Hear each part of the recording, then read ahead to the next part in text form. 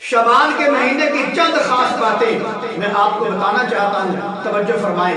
سب سے پہلی خاص بات یہ ہے، حضرت امام حسین رضی اللہ تعالیٰ عنہ ان کی ولادت جو ہے شعبان کے مہینے میں ہوئی تھی۔ اور دوسری خصوصیت یہ ہے کہ شعبان کی 15ویں اور 16ویں تاریخ کے درمیان کی رات کو شب رات کہا جاتا ہے۔ اور تیسری خصوصیت شعبان کے مہینے کی یہ ہے کہ یہ جو تحویل کعبہ ہوا تھا، یعنی کہ پہلے بیت المقدس قبلہ تھا، اور جب اللہ تعالیٰ نے اس قبلے سے تبدیل کر کے بیت اللہ کو قبلہ بنایا، یہ بھی شعبان کا مہینہ تھا۔ اور چوتھی شعبان کی خصوصیت یہ ہے، مسلمہ کذاب جس نے نبوت کا دعویٰ کیا تھا نبی کے دور میں ہی، اور ابو بکر صدیق رضی اللہ تعالیٰ عنہ کے دور میں وہ واسطہ جہنم ہوا۔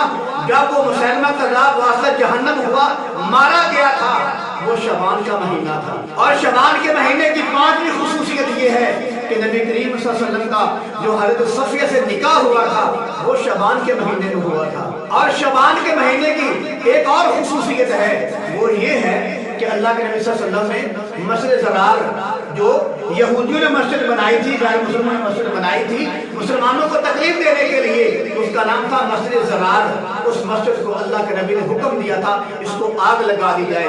اس مسجد زرار کو جو آگ لگائی گئی تھی وہ شعبان کا مہینہ تھا۔ اور شعبان کے مہینے کی ایک خصوصیت یہ ہے کہ اللہ تعالیٰ نے جب قرآن کو نازل کرنے کا فیصلہ کیا تھا تو شعبان کے مہینے میں کیا تھا۔